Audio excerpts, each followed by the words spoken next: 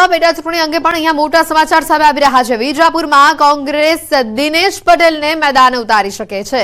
વિજાપુર કોંગ્રેસમાંથી દિનેશ પટેલનું નામ લગભગ નક્કી માનવામાં આવી રહ્યું છે।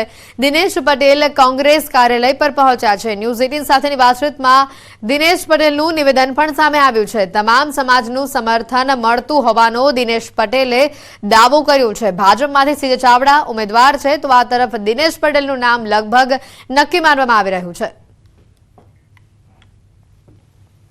ગુજરાતની અંદર વિધાનસભાની 5 પેટા ચૂંટણી લઈને પણ જે કહી શકાય કે ચૂંટણી થવાની છે તેને લઈને જ કોંગ્રેસ પાર્ટીએ પણ વિધાનસભાની પેટા ચૂંટણી લઈને પોતાના ઉમેદવારોની પસંદગીની પ્રક્રિયા છે તે શરૂ કરી દીધી। ત્યારે વિજાપુરથી પ્રબળ જે દાવેદાર છે તે માનવામાં આવી રહ્યા છે કોંગ્રેસ પાર્ટી તરફથી દિનેશભાઈ પટેલ, કારણ કે તેઓ એક સામાજિક આગેવાન પણ છે, ઉદ્યોગપતિ પણ છે અને સાથે જ વર્ષોથી એ વિસ્તારમાં જોડાયેલા છે।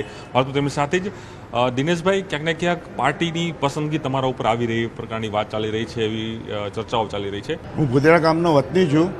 અમે કોંગ્રેસમાં ફાધર વખતથી 45 વર્ષથી કોંગ્રેસમાં સેવા આપીએ છીએ। ફાધરે બધા જ વર્ગોને સાથે રાખીને આજ સુધી સેવા આપી છે અને સાથે અમે બી આપતા રહ્યા છીએ। આજની તારીખમાં બી અમે કોંગ્રેસ સાથે જોડાયેલા છીએ અને દરેક વર્ગના દરેક કાર્યકરોના કોંગ્રેસ કાર્યકરોએ મને તૈયાર કરેલો છે કે ભાઈ તમે ટિકિટ લો, કોંગ્રેસને ચાલુ રાખો। એટલે હું આ ટિકિટની માગણી કરી છે અને મારો સમાજ બી મારી સાથે છે કે ભાઈ તમે સારા ઉમેદવાર છો, તમે પ્રયત્ન કરો। એટલે કાર્યકરો અને બધાના સાથ સહકારથી હું આજે આ પ્રયત્ન કરવા માટે નીકળ્યો છું, ટિકિટની માગણી કરી છે। પ્રદેશમાં જે જાહેરાત થાય એ બધા એના માટે હું આવેલો છું અત્યારે અહીંયા। મેક્સિમમ આજ સુધી કોઈએ વિજાપુર સીટ ઉપર વિચાર્યું ના હોય એવી ફાઇટ હું આપીશ। એટલે આપ સંપૂર્ણ રીતે જીતનો આપનો વિશ્વાસ પૂરેપૂરો છે, કારણ કે ભલે ના પણ એક કન્ફર્મ તો છે જ કે દિનેશ પટેલ ચૂંટણી લડી રહ્યા છે। જીતવાનો નહીં, ફાઇટ આપીશ એટલે તમે એમાં સમજી જજો કેટલી ફાઇટ આપીશ। એ આપ્યા પછી જ કહીશ તમને આટલી ફાઇટ દેખાશે કે ભાઈ ક્યારે બી નહીં બન્યું એવું બનશે, એવી મોટી ફાઇટથી આપીશ। બીજો કશે શું કેવું છે તમારું? બીજું મતદારો વિશે શું કેવું છે? તમામ મતદારોના આશીર્વાદ મારી સાથે, બધા મતદારોના આશીર્વાદ મારી સાથે, દરેક વર્ગના દરેક કોમના માણસો મારી સાથે છે। દરેક કોમના મેં અમારે લોકોને કામ કરેલા છે, એ લોકોને વ્યક્તિગત અમારી જોડે રસ છે બધાને। ચૂંટણીનો જંગ જામી ચૂક્યો છે અને કોંગ્રેસનો વોર રૂમ પણ તૈયાર છે। અમદાવાદમાં કોંગ્રેસનો વોર રૂમ તૈયાર કરાયો છે। પ્રભારી મુકુલ વાસનિકે મીડિયા સેન્ટર અને વોર રૂમનો પ્રારંભ કરાવ્યો છે। કોંગ્રેસ કાર્યાલય પર મીડિયા સેન્ટર અને વોર રૂમ શરૂ કરાયું છે। રૂમને વોર ફોર ન્યાય ઝોન નામ આપવામાં આવ્યું છે। પ્રભારી થોડી વારમાં જ પ્રવક્તાઓ, લોકસભા મીડિયા અને સાથે જ કોર્ડિનેટર અને ઝોનની મીડિયા ટીમો સાથે બેઠક કરવાના છે।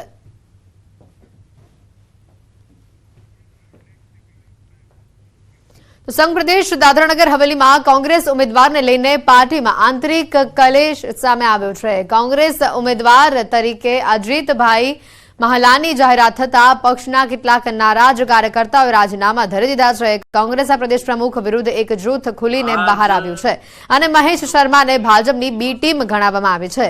સાથે જ ભાજપ પાસેથી રૂપિયા લઈને નબળો ઉમેદવાર જાહેર કર્યાનો પણ આરોપ લગાવાયો છે। જો કે કોંગ્રેસે પોતાની સામે થયેલા તમામ આક્ષેપોને ફગાવ્યા અને રાજીનામું આપનાર લોકો કોંગ્રેસના કાર્યકર્તાઓ નહીં પણ દલાલ હોવાનો દાવો કર્યો છે। कांग्रेस के अध्यक्ष बीजेपी का काम करके पूरे दादरा नगर हवेली के प्रजा को गुमराह कर रहे हैं। दुख के साथ,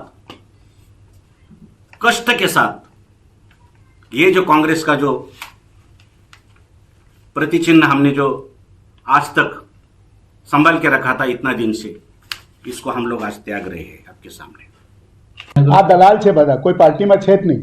જે બી માણસ તમારા સાથે જે આક્ષેપ કરતા છે એમને કહો કે એ પ્રાથમિક સદસ્યતાની એક 5 રૂપિયાની સ્લીપ બતાવો। એ બધા બીજેપી અને ડેલકર પરિવારના ત્યાંથી મોકલાવેલા દલાલો છે જે કોંગ્રેસને બદનામ કરવાની આ એક પ્રયાસ છે।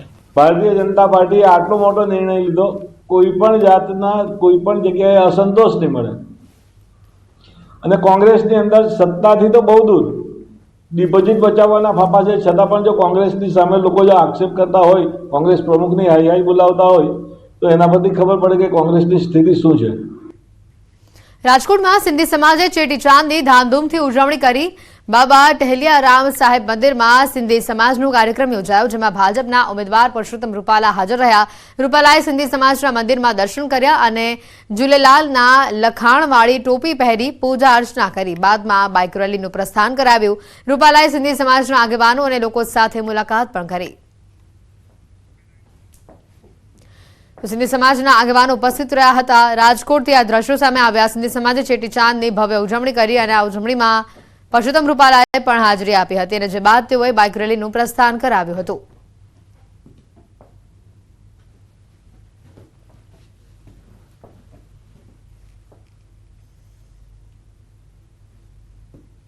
સિંધી સમાજના આગેવાનો લોકો સાથે પરસોત્તમ રૂપાલા દ્વારા મુલાકાત કરવામાં આવી. રાજકોટથી આ દ્રશ્યો સામે આવ્યા. અને હવે વાત કરીશું તમારી બેઠક તમારી વાતની.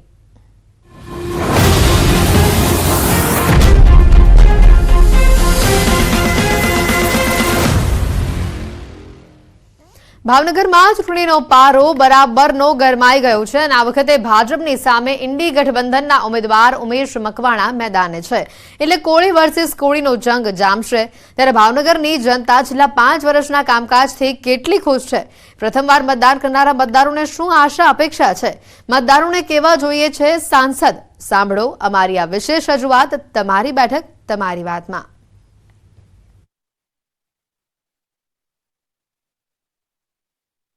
અમારું એવું છે કે જે અમારા મતદાન તરીકે અમે કરશું ને ચૂંટાઈને આવશે તેમાં અમે એમાં એવું કહેવા માંગીએ છીએ કે બેટી બચાવો બેટી પઢાઓનો જે કાર્યક્રમ ચાલી રહ્યો છે, નારા લાગી રહ્યા છે, તો તેમાં તેણે સહી રીતના એનો અમલ કરવો જોઈએ કે કારણ કે જો એનું શિક્ષણ મેઇન પાયો છે કે હું જે ગામડેથી આવું છું ત્યાં ઘણી બધી દીકરીઓ છે, 18 ગામની દીકરીઓ એક સ્કૂલમાં ભણે છે. કન્યા શાળા 8 ધોરણ લગીની છે, તો એ કન્યા શાળા 12 ધોરણ લગીની થવી જોઈએ. કેમ કે કારણ કે અમુકને પ્રાઇવેટ સ્કૂલમાં આર્થિક રીતે તકલીફ હોય તો ન જવા દે ને અમુક બીજે સ્કૂલ ગામડેથી દૂર હોય તો ત્યાં તેને ઘણી બધી પ્રોબ્લેમ થતી હોય તે માટે તેને ન જવા દે. તો કન્યા શાળા 12 સુધીની હોય છે. અને જે પણ કોઈ નેતા છે એ છે ને રાજનીતિ ધર્મ કરીને નહીં પણ રાજધર્મ કરીને આગળ વધવો જોઈએ.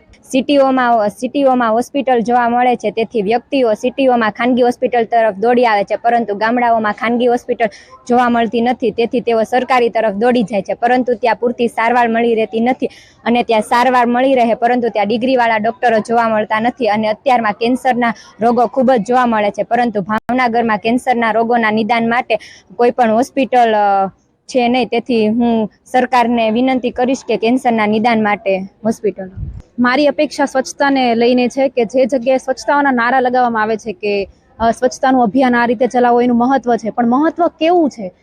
દરેક શેરીમાં ગલી ખાંચામાં તમે મોટા મોટા રોડમાં જો છો તો ત્યાં તમને સ્વચ્છતા વધુ જોવા મળે છે, પણ ગલી ખાંચામાં કોઈ ધ્યાનમાં નથી લેતું. તો સરકારને મારી એવી માંગ છે કે તેઓ આ બાબતે તેને ધ્યાનમાં લે. જે ખેડૂતો છે એને જોતા ધ્યાનમાં લઈને હું કહું તો ખેડૂતોને જે જોઈએ એટલું વળતર મળતું નથી. અને હીરા ઉદ્યોગ વિશે વાત કરું તો સુરતના લેવલે જે ભાવનગરનું લેવલ છે એ પડી ભાંગ્યો છે અને એના લીધેથી ઘણે જે પરિવારો છે આપઘાત તરફ વળતા હોય છે. અને બીજી વાત તો કન્સ્ટ્રક્શનની, તો બ્રિજ જે બની રહ્યો છે ઘણા વર્ષો થયા છે, નો ડાઉટ કે વિકાસ થઈ રહ્યો છે, પણ તેમાં જે વેગ હોવો જોઈએ વેગ દેખાઈ રહ્યો નથી. એટલે હું એવું કહેવા માંગીશ કે આપણે એવા નેતાની જરૂર છે જે ઇમોશનલ અને મેન્ટલી આપણી સાથે કનેક્ટ રહે. અને મારો જો એક મત એટલો બધો કિંમતી છે તો જરૂર ચોક્કસ હું એવું ચાહીશ કે મને એવો સરસ લીડર મળે. જે ચોક્કસ વિદ્યાર્થીઓનું માનવું સ્પષ્ટ છે, વિકાસ થઈ રહ્યો છે, પરંતુ ક્યાંક ને ક્યાંક વિકાસ છે તે ધીમી ગતિએ છે. સુવિધાઓ બની રહી છે, પરંતુ સુવિધાની માળખાકીય જે સુવિધાઓ છે તે પર્યાપ્ત નથી, એટલે ક્યાંક ને ક્યાંક હાડમારીનો સામનો કરવો પડે છે. ત્યારે ચોક્કસ કહી શકાય કે આ ઇલેક્શનમાં વિદ્યાર્થીઓનો રોલ પણ છે ક્યાંક ને ક્યાંક નિર્ણાયક સાબિત થઈ શકે. નીતિન ગોયલ, ન્યૂઝ 18 ગુજરાતી, ભાવનગર. ચૂંટણીનો જંગ જામ્યો છે. ઉમેદવારો ભાષણ અને પ્રચારમાં ઉતરી રહ્યા છે. અમરેલીમાં ભાજપ ઉમેદવારના ભાષણમાં જીભ લપસી અને થોડી વાર માટે સન્નાટો છવાઈ ગયો. મોદી સાહેબે 400 પાર તો 400 પાર તો કાઉ આપણા અધ્યક્ષ શ્રી આર પાટીલ સાહેબે કીધું છે 500 પાર. તો સાહેબ અહીંયા તમને ખાતરી આપી હતી કે આ વખતે અમરેલી 500 પાર હશે, એમાં કોઈ શંકા નથી. કેમ કે અમે ગામડાની અંદર આવી છીએ, ગુસ્સા અને સૌનો પ્રેમ મળે છે, એટલે તમને પાકી ખાતરી આપી હતી કે 500 પાર અહીંયા થશે. સુરતમાં સીઆર પાટીલની ઉમેદવારીને લઈને ઉત્સાહનો માહોલ જોવા મળ્યો છે. આગામી 18મી તારીખે સીઆર પાટીલ નવસારી લોકસભા બેઠક ઉપર ઉમેદવારી કરશે. લીંબાયત ધારાસભ્ય સંગીતા પાટીલની અધ્યક્ષતામાં બેઠકનું આયોજન કરવામાં આવ્યું. નવસારી લોકસભાના મહિલા આગેવાનોની સાથે બેઠક યોજાઈ. આગામી 18મી તારીખે ભવ્ય તૈયારી કરવાનું આયોજન કરવામાં આવ્યું છે. તમામ મહિલા આગેવાનો સીઆર પાટીલની ઉમેદવારીને લઈને ઉત્સાહિત છે. તો મોટી સંખ્યામાં મહિલાઓ ઉમટી પડશે તેવી પણ આશા રખાઈ રહી છે. 20,000થી વધુ કાર્યકર્તાઓ માત્ર લીંબાયત વિધાનસભામાંથી જશે. સોસાયટીના પ્રમુખો અમારો સંપર્ક કરી રહ્યા છે અને કહી રહ્યા છે કે અમે પણ તૈયાર છે, અમે પણ આવવાના છે. તો આવી રીતે ઉત્સાહપૂર્ણ વાતાવરણ થઈ રહ્યું છે, નિર્માણ થઈ રહ્યું છે, ત્યારે લોકોમાં ઉત્કંઠા છે સાહેબ માટે જવાની અને સાહેબ માટે આવવાની. તમે જોવો છો કે કેટલી મોટી સંખ્યામાં લોકો ત્યાં ઉપસ્થિત રહેશે. લોકો થનગની રહ્યા છે કે પાટીલ સાહેબનું ફોર્મ ભરવા માટે અમે પણ આવવાના, અમને પણ બોલાવો, અમને આમંત્રણ આપો. ત્યારે સ્વયંભૂ લોકો ત્યાં અમને કહી રહ્યા છે, ત્યારે અમે પણ એમને કહીએ આવો, તમને આમંત્રણ છે, બધાને જ આમંત્રણ છે. આજે દિલ્હી ખાતે રાજ્યસભાના સાંસદ શ્રી મયંકભાઈ નાયકે ઉપરાષ્ટ્રપતિ શ્રી જગદીપ ધનખડની ઉપસ્થિતિમાં સાંસદ તરીકે શપથ ગ્રહણ કર્યા હતા.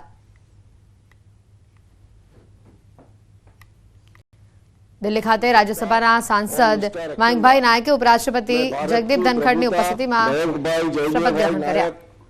जो राज्यसभा का सदस्य निर्वाचित हुआ हूं, ईश्वर की शपथ लेता हूं कि मैं विधि द्वारा स्थापित भारत के संविधान के प्रति सच्ची श्रद्धा और निष्ठा रखूंगा. मैं भारत की प्रभुता और अखंडता अक्षुण्ण रखूंगा तथा जिस पद को मैं ग्रहण करने वाला हूं उसके कर्तव्यों का श्रद्धापूर्वक निर्वहन करूंगा. मयंक भाई जयदेव